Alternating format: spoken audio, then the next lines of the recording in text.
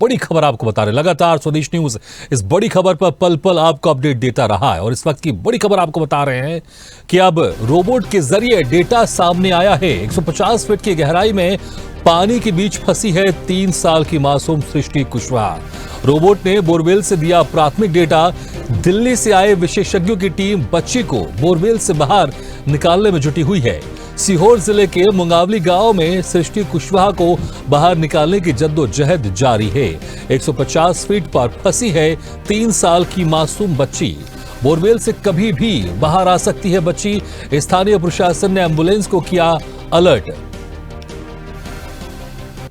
तो आज तीसरा दिन है रेस्क्यू ऑपरेशन का। पहले दिन एनडीआरएफ और एसडीआरएफ ने कोशिश की, लेकिन जब उस कोशिश में सफल नहीं हो पाई तो कल आर्मी को बुलाया गया और आर्मी ने कोशिश की और हुक के जरिए बच्ची को बाहर निकालने का प्रयास किया जा रहा था। एक वक्त तो ऐसा लगा कि सृष्टि बाहर आ ही गई, क्योंकि जहां 100 फीट में बच्ची फंसी हुई थी, मासूम बच्ची, उसको 90 फीट ऊपर तक खींच लिया गया था, लेकिन सिर्फ 10 फीट की दूरी पर हुक से वो छूट गई और बच्ची सीधे 150 फीट पर जाकर फंस गई। उसके बाद विशेषज्ञों की टीम को बुलाया गया और रोबोट के जरिए अब बच्ची को बाहर निकालने का प्रयास किया जा रहा है।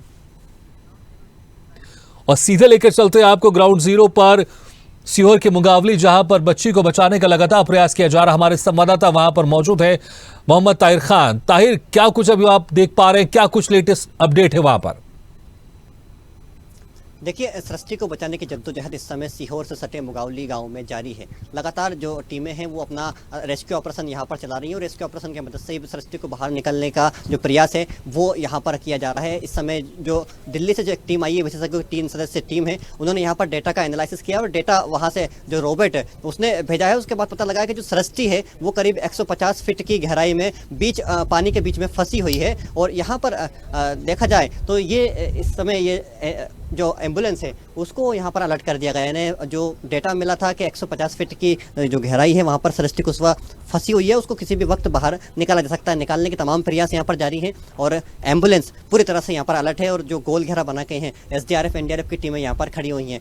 3 दिन होने को है, मतलब 3 दिन पूरे हो गए हैं, लगभग 48 घंटे का समय पूरा होने को है, लेकिन सृष्टि कुशवाहा के रेस्क्यू के जो तमाम प्रयास हैं वो अभी तक असफल रहे हैं। पहले एनडीआरएफ और एसडीआरएफ ने यहाँ पर बचाव कार्य शुरू किया था। लगातार 1.5 दिन तक वो एक पूरी रात और एक दिन पूरा वो काम करते रहे, लेकिन कोई सफलता नहीं मिल पाई। उसके बाद मुख्यमंत्री शिवराज सिंह चौहान के निर्देश पर आर्मी को यहाँ पर भेजा गया था। आर्मी ने पहले तो यहाँ पर जो खुदाई चल रही थी उस खुदाई को बंद करवाया और एक राड डाल के हुक के जरिए सृष्टि को बाहर खींचने के प्रयास किए गए, लेकिन वो प्रयास भी सफल नहीं हो पाया। लगभग 90 फीट तक उसको 90 फीट से ऊपर उसको खींच लिया गया था, लेकिन जब 10 फीट की गहराई बची थी उसी समय हुक से बच्ची छूटी और वो वापस से नीचे चली गई। लेकिन देखिए, यहाँ पर वापस से फिर ड्रिल से और पोकलेन से और जेसीबी से खुदाई का जो काम है वो शुरू किया गया था। उसके चलते कहीं ना कहीं जो वाइब्रेशन हुआ, उस वाइब्रेशन से सृष्टि लगातार नीचे धंसती गई। अभी की जो ताज़ा अपडेट है वो ये है कि सृष्टि करीब 150 फीट की नीचाई पर गहराई में फंसी हुई है। 300 फीट का यह पूरा बोर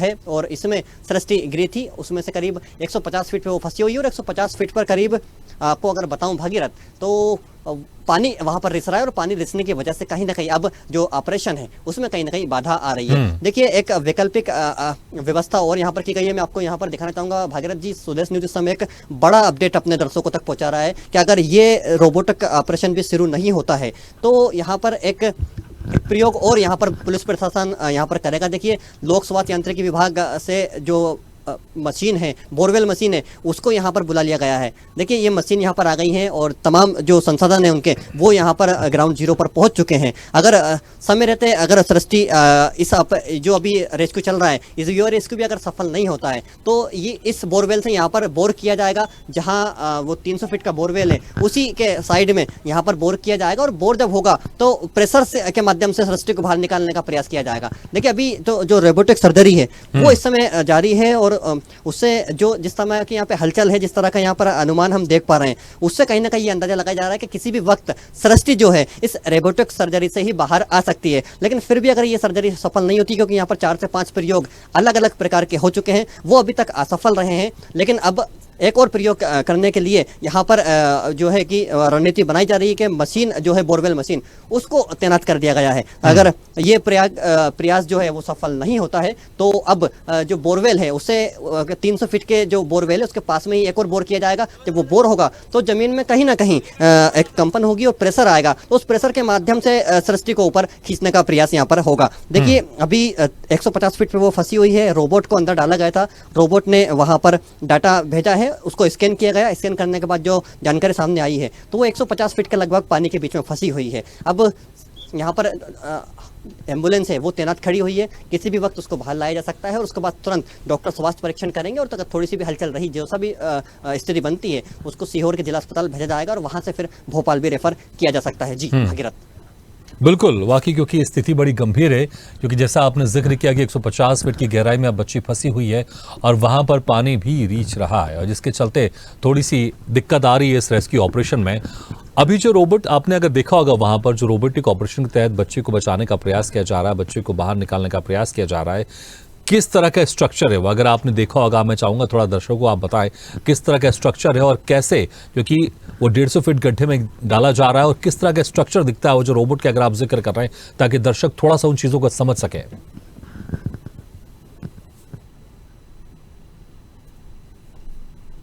ये रोबोटिक सर्जरी होती है भागीरथ। मैं आपको बता दूं, इससे पहले ये सर्जरी गुजरात के जामनगर में इसी टीम ने अंजाम दी थी, जहां पर कहीं ना कहीं उनको बहुत कम समय में ही सफलता मिली थी। वहां भी इसी तरह का हादसा हुआ था जब एनडीआरएफ, एसडीआरएफ और आर्मी वहां पर असफल हुई तो रोबोटिक सर्जरी वहां पर की गई थी और उस रोबोटिक सर्जरी ने जो बच्चा फंसा हुआ था उसको सकुशल बाहर निकाला था। उसके बाद यहाँ पर भी यही जो दृश्य है सामने आए, उसके बाद प्रशासन ने लगातार दिल्ली से रोबोट को बुलाया, लेकिन यहाँ पर किस तरह से वो अपने रेस्क्यू ऑपरेशन को अंजाम दे रहे हैं ये दिखाया नहीं जा रहा, क्योंकि पर्दों से पूरा जो घटना स्थल है उसको कवर कर दिया गया है। पर्दे के उस पार वहां पर रेस्क्यू ऑपरेशन किया जा रहा है। रोबोट को उसमें डाला गया था, वहां से डालने के बाद उसने डाटा भेजा है, डाटा को स्कैन किया गया और स्कैन करने के बाद जो जानकारी सामने आई है वो कि 150 फीट पर पानी के बीच सृष्टि फंसी हुई है। अब लेकिन जो अनुमान है, जो अंदेशा यहाँ पर देखा जा रहा है, जो हलचल में यहाँ पर देख रहा हूँ, उसके जरिए आपको जरूर भागीरथ में बताऊंगा कि किसी भी वक्त सृष्टि बाहर आ सकती है। इंतजार की जो घड़ियां हैं वो समाप्त हो सकती हैं, क्योंकि यहाँ पर लगातार जो अलर्ट है वो यहाँ पर किया गया है। आज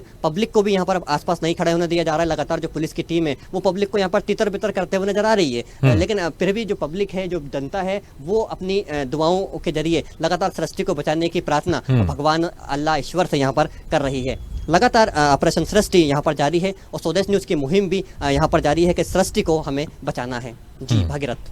बिल्कुल, हर कोई यही दुआ कर रहे हैं कि एक चमत्कार हो जाए, सृष्टि बाहर आ जाए, सकुशल बाहर आ जाए और फिर जिस तरह से हम तस्वीर में देख रहे हैं, इतनी प्यारी मुस्कान के साथ उस तस्वीर में हम देख पा रहे हैं उस छोटी सी बच्ची को, वैसी मुस्कान फिर उसकी हर तरफ बिखेरे और उसकी मुस्कान देखकर लोग खुश नजर आए। और हर कोई ये प्रार्थना कर रहा है, यही दुआ कर रहा है कि सृष्टि बाहर आए, सकुशल आए, फिर से एक चमत्कार हो जहाँ पर सृष्टि ऐसे ही हंसते मुस्कुराते सबके सामने बीच पहुँचे। जो पहले दिन एसडीआरएफ, एनडीआरएफ को रेस्क्यू ऑपरेशन में लगाया गया था और कल आर्मी को बुलाया गया था, तो जो ये एसडीआरएफ, एनडीआरएफ की टीम है, आर्मी की टीम है, क्या अभी भी वहां पर मौजूद है या फिर जब विशेषज्ञों की टीम आने के बाद ये टीमें वहां से रवाना हो चुकी हैं?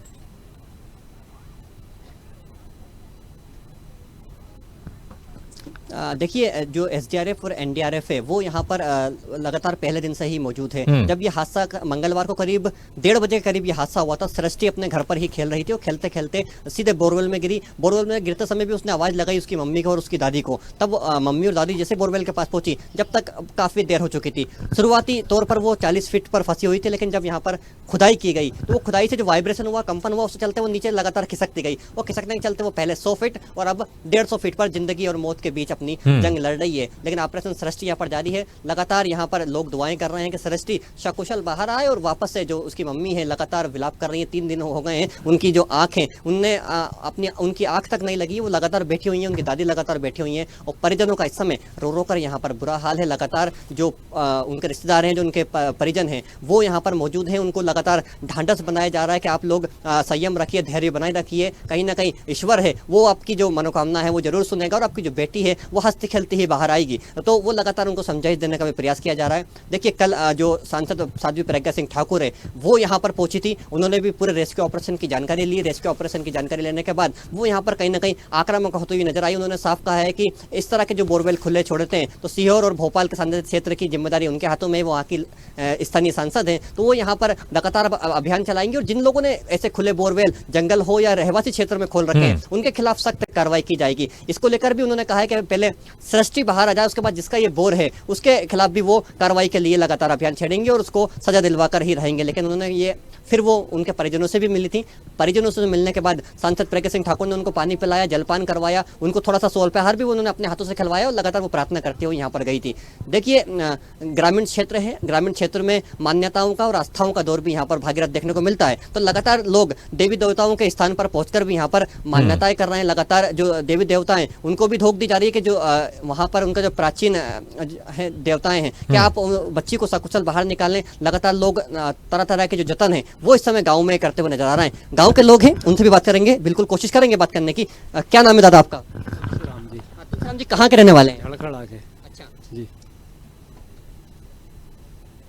क्या आप झरखड़ा से यहाँ आए हैं? लगातार प्रार्थनाएं आपके द्वारा की जा रही है। जी किए जा रहे हैं। हमें प्रार्थना है भगवान से कि बालिका सुरक्षित निकलना चाहिए, जल्दी निकलना चाहिए। और ये प्रार्थना कर रहे हैं भगवान से हम।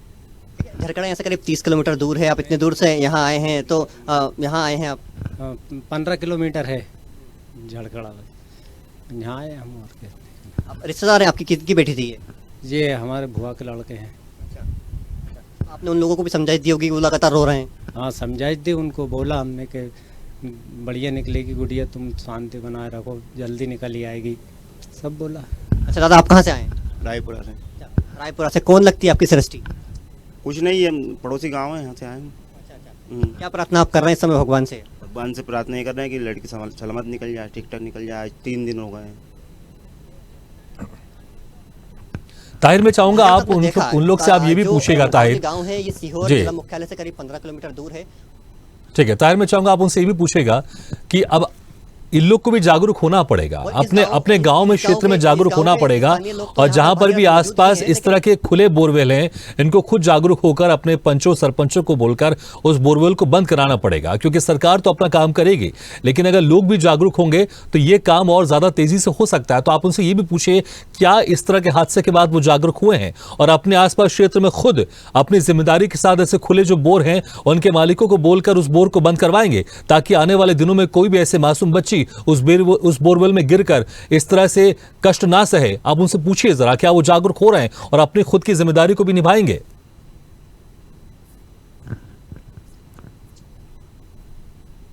देखिए भागीरथ, जब इस तरह के हादसे होते हैं तो हर कोई जागरूकता की बात करता है, लेकिन जब हादसे की जो झनक है वो ठंडी हो जाती है तो उसके बाद सभी लोग इन जागरूकता को भूल जाते हैं और फिर से अपनी जो रोजमर्रा की जिंदगी है उसमें मशगूल हो जाते हैं। हमने कुछ दिनों पहले भी देखा था कि विदिशा जिले में एक हादसा हुआ था, वहां पे भी एक जो बच्चा है वो बोरवेल में फंस गया था और काफी मशक्कत के बाद उसको बाहर लाया था। हालांकि वो जिंदगी की जंग अपनी हार गया था। उस समय मुख्यमंत्री शिवराज सिंह चौहान की बात करें या जिला कलेक्टर की बात करें, तमाम लोगों ने यहाँ पर कार्रवाई की बात कही थी और पूरे मध्य प्रदेश में इस तरह के जो खुले बोर हैं उनका सर्वे करवाकर उनके संबंधित जो मालिक होते हैं उन पर कार्रवाई की बात कही गई थी। लेकिन यह अभियान सिर्फ कागजों तक सीमित रहा, हादसा खत्म हुआ, उसके बाद सब लोग भूल गए, कोई सर्वे यहाँ पर ज्यादा नहीं करवा पाया और आज वापस से मुगावली के सीहोर में फिर से एक हादसा हो गया और सृष्टि जिंदगी और मौत की जंग लड़ रही है। लेकिन फिर भी मैं गाँव वालों से बात करूंगा, एक बार फिर से गाँव वालों के पास लेके चलूंगा भागीरथ आपको। दादा आपका नाम क्या है?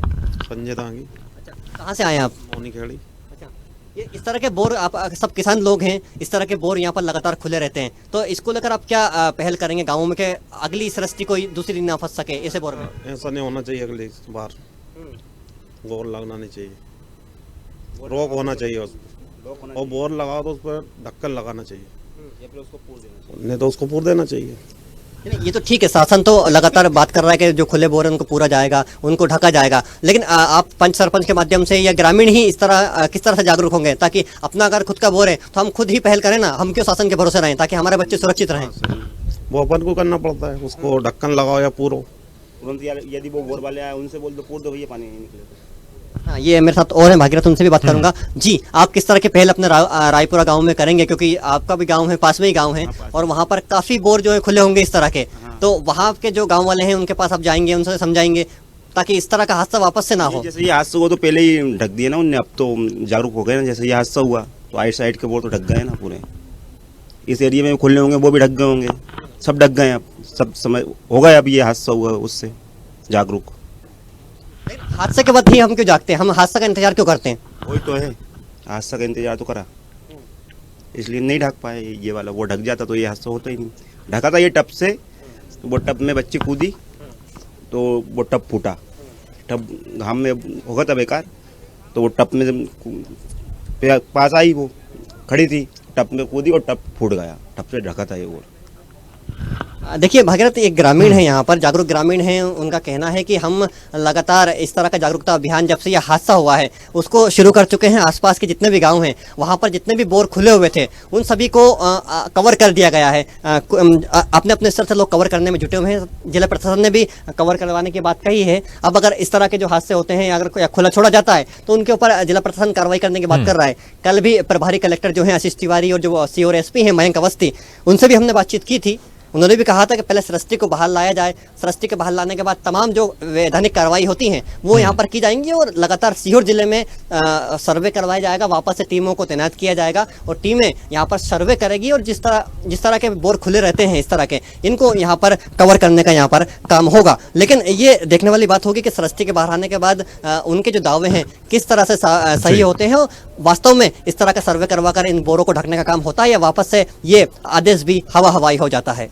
बिल्कुल, आदेश तो सरकार की तरफ से बहुत सारे निकलते हैं, लेकिन जरूरत यह है कि उन आदेशों का पालन हो। और सिर्फ सरकार नहीं, हमको भी जागरूक होना है। हमें भी ये समझना चाहिए कि अगर हमसे कुछ चीज़ें ऐसी हो रही हैं, क्योंकि बोरवेल हम अपने लिए करवाते हैं, अपनी ज़रूरत के लिए करवाते हैं। अगर बोरवेल में पानी नहीं निकलता, उसको हम खुला छोड़ देते हैं, तो इंसानों को, जो लोग हैं जो बोरवेल करवाते हैं, उनको खुद को जिम्मेदारी समझना चाहिए, सिर्फ दूसरे के बच्चे नहीं। ऐसा ना हो कि आपने खुद बोरवेल करवाया, खुद गड्ढा आपने खुदवाया, पता चला कि आपके कोई खुद के परिजन उस बोरवेल में गिर गए। इसलिए सबको जागरूक होने की आवश्यकता है। जो बोरवेल करवा रहे हैं उनको भी जागरूक होना है, उनको भी जिम्मेदारी के साथ, अगर बोरवेल में पानी नहीं निकला, उस पर मोटर नहीं लगा, तो उसको अच्छे से ढकें। और जो बोरवेल कर रहा है, जो कंपनी बोरवेल लगी है करवाने में, उनकी भी जिम्मेदारी है कि अगर पानी नहीं निकलता, अगर मोटर फिट नहीं होता है, तो उसको खुला नहीं छोड़े। वो जो मालिक है उनको बोले और अपनी जिम्मेदारी समझे, उस बोरवेल को वहां से वो बंद करके ही जाए। और ऐसा बंद करके जाए, वो टेम्परेरी बंद नहीं हो, वो परमानेंट बंद करके जाए, या फिर उसको लोहे के कवर से, उसको वेल्डिंग के साथ कवर करके जाए, या सीमेंट कंक्रीट से उसको पूरा कवर करके जाए, ताकि वहां अगर कोई उसके ऊपर कोई 200 किलो वजन का आदमी भी खड़ा हो जाए तो वो बोरवेल के नीचे या किसी तरह के जो स्ट्रक्चर बना वो टूटे नहीं, क्योंकि फिर मासूम बच्चे इस तरह के बोरवेल में फंसते हैं। इसलिए सरकार के साथ हमको भी अपनी जिम्मेदारी समझनी है, ताकि आगे चलकर कोई प्रिंस या कोई श्रेष्ठी या कोई और दूसरी मासूम बच्ची इस तरह से बोरवेल में ना फंसे। ताहिर, अभी वहां पर जो पिछले 3 दिनों से वहां पर जो कार्य चल रहा था, जो जेसीबी की मशीन से खुदाई चल रही थी, हालांकि बीच में रोक दी गई थी, क्या खुदाई अभी भी पैरेलल तौर पर चल रही, या फिर अब जेसीबी की मशीन से खुदाई को पूरी तरह से रोक दिया गया? और मैं चाहूंगा थोड़ा सा आप आसपास का जो माहौल है वो भी कैमरामैन को बोलकर आप दिखाइएगा कि वहां पर किस तरह से कहां से लोग कितने दूर दूर से उधर खड़े हुए हैं, और आसपास जो जेसीबी का जो कार्य चल रहा था वो रुका हुआ है। थोड़ा सा दर्शक उन चीजों को समझ सके और उसको महसूस कर सके, क्योंकि दर्शक को महसूस करना बहुत जरूरी है, क्योंकि दर्शक को ये दर्द समझना बहुत जरूरी है, ताकि वो इससे जागरूक हो। अगर उनके खेत में भी या उनके घर में भी कोई बोरवेल खुला हुआ है तो उस बोरवेल को वो ढके, और ढकना चाहिए, ये आपकी जिम्मेदारी है।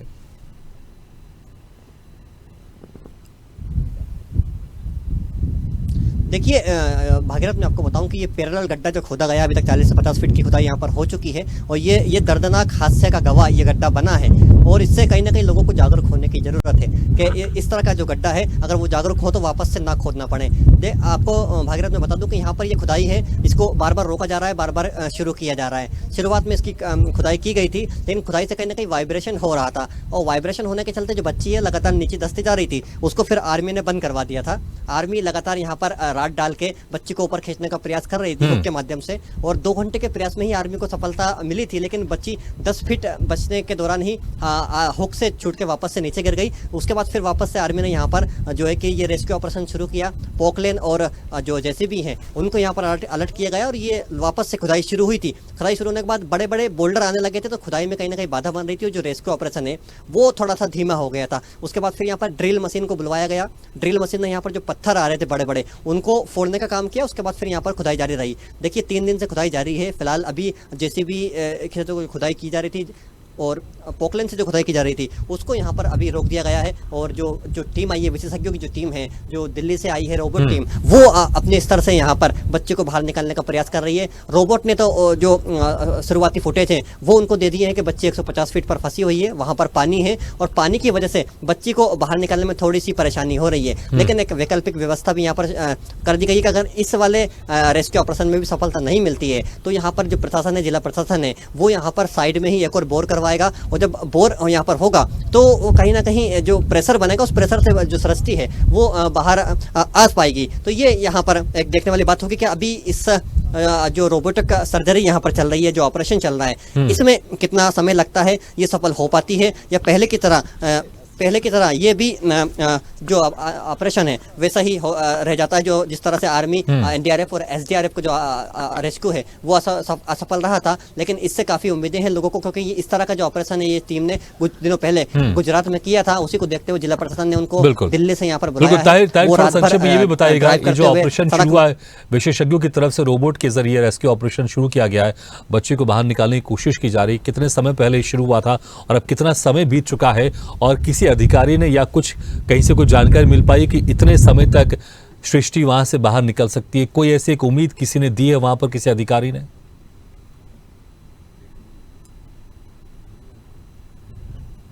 देखिए मैं आपको बताऊं भागीरथ, तो करीब ये लोग रात को वहां से निकले थे और 10 बजे के करीब मुगावली गांव पहुंचे थे। उन्होंने पहुंचने के बाद यहाँ पर जिला प्रशासन, एसडीआरएफ, एनडीआरएफ और जो आर्मी के बड़े अधिकारी हैं उनसे रेस्क्यू की पूरी जानकारी ली कि अभी तक किस किस तरह के जो पैतरे हैं वो यहाँ पर आजमाए गए हैं और जो असफल रहे थे उसको उन्होंने यहाँ पर नहीं लिया। फिर सबसे पहले उन्होंने जो रोबोट है उसको नीचे उतारा था बोर में, वो बोर में नीचे गया, वहाँ से उन्होंने जो डाटा है उसका स्कैन किया। उसके बाद उसने करीब 20 से 30 मिनट की समय रोबोट को लगता है जो अपन नीचे उतारते हैं। उसके बाद जब रोबोट है वो करीब 20 से 30 मिनट का समय लेता है डाटा को वापस एनालिसिस करने में। डाटा का एनालिसिस हुआ, उसके बाद यहाँ पर जानकारी आई कि जो सृष्टि है वो करीब 150 फीट नीचे फंसी हुई है। उसके बाद यहाँ पर वो लोग अपने मिशन में जुटे हुए हैं, लगातार उसको निकालने की प्रयास किए जा रहे हैं। देखिए 10 बजे से ये ऑपरेशन उनका शुरू हुआ था, अब 2 बजने वाला है, यानी करीब 3 से 4 घंटे उनके ऑपरेशन को हो गया है, लेकिन अभी तक सफलता की जो किरणें हैं वो साफ नहीं हो पाई कि अभी कितना बिल्कुल, लेकिन ताहिर एक उम्मीद की किरण अभी भी है कि सृष्टि बाहर निकलेगी और कोई चमत्कार होगा।